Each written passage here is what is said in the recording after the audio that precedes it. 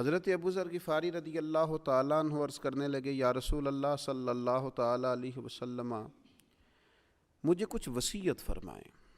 اب اس طلب کے ساتھ اور اس کیفیت کے ساتھ جب صحابہ عرض کرتے تھے تو پھر نبی پاک علیہ السلام کی رحمت بھی چھما چھم برسا کرتی تھی، اور وہ علم و حکمت کے خوبصورت قطرے جو صحابہ پر برسا کرتے تھے، ان کا فیض اللہ تعالیٰ نے امت مسلمہ کو بھی عطا فرمایا۔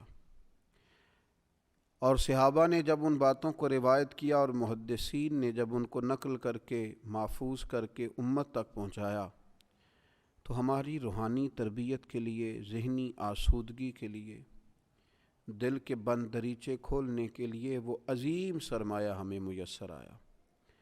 حضرت ابو ذر غفاری رضی اللہ تعالیٰ عنہ جب عرض گزار ہوئے کہ یا رسول اللہ صلی اللہ تعالیٰ علیہ وسلم، مجھے کچھ وصیت فرمائیے، تو نبی پاک علیہ الصلوۃ والسلام نے فرمایا، میں تم کو اللہ تعالیٰ سے ڈرتے رہنے کی وصیت کرتا ہوں، کیونکہ یہ تمہارے کاموں کو بہت سوار دینے والی چیز ہے۔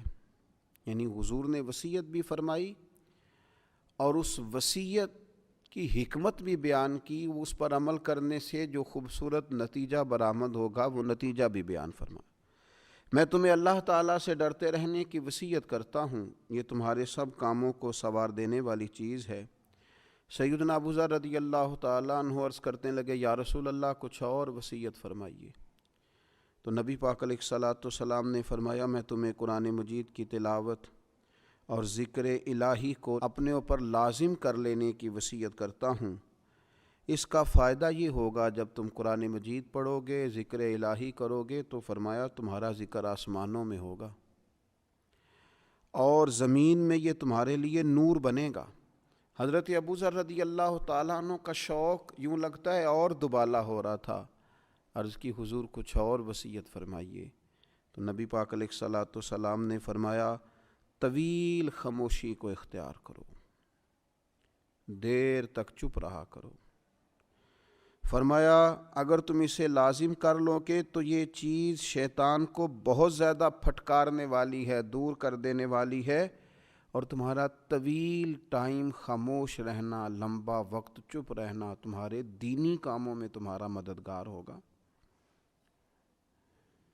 حضرت ابو ذر غفاری رضی اللہ تعالیٰ عنہ نے عرض کی، یا رسول اللہ کچھ اور فرمائیے۔ تو حضور نے فرمایا، بہت زیادہ ہنسنے سے بچو، کیونکہ بہت زیادہ ہنسنا دل کو مردہ کر دیتا ہے اور چہرے کے نور کو غارت کر دیتا ہے۔ کہتے ہیں میں نے عرض کی، یا رسول اللہ کچھ اور فرمائیے۔ تو آپ صلی اللہ تعالیٰ علیہ وسلم نے فرمایا، تم حق بات بول دیا کرو، اگرچہ کسی کو کڑوی ہی لگے۔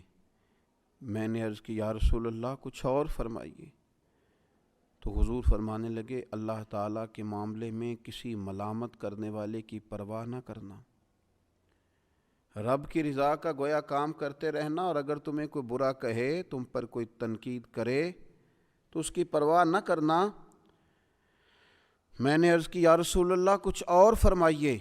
تو نبی پاک علیہ الصلوۃ والسلام نے فرمایا، لوگوں کے عیبوں کو بیان کرنے سے اپنی زبان کو روکے رکھنا، اور ایسے عیب جو اگر تم غور کرو اور تم جانتے ہو کہ تمہارے اپنے اندر بھی موجود ہے، لوگوں کے بارے میں وہ عیب بیان کرنے سے روکنا۔ 7 وصیتیں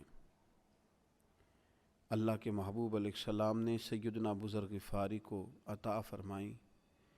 دین و دنیا کی ساری حکمتیں، علم و معرفت کے سارے پھول محبوب پاک علیہ السلام کی ان 7 حکمتوں میں پوشیدہ ہیں۔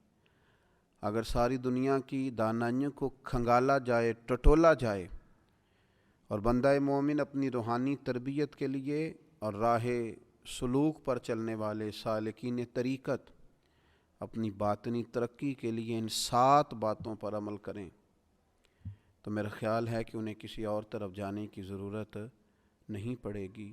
اللہ کریم ہمیں اپنے محبوب پاک علیہ السلام کی ان خوبصورت باتوں پر عمل کرنے کی خاص توفیق عطا کرے۔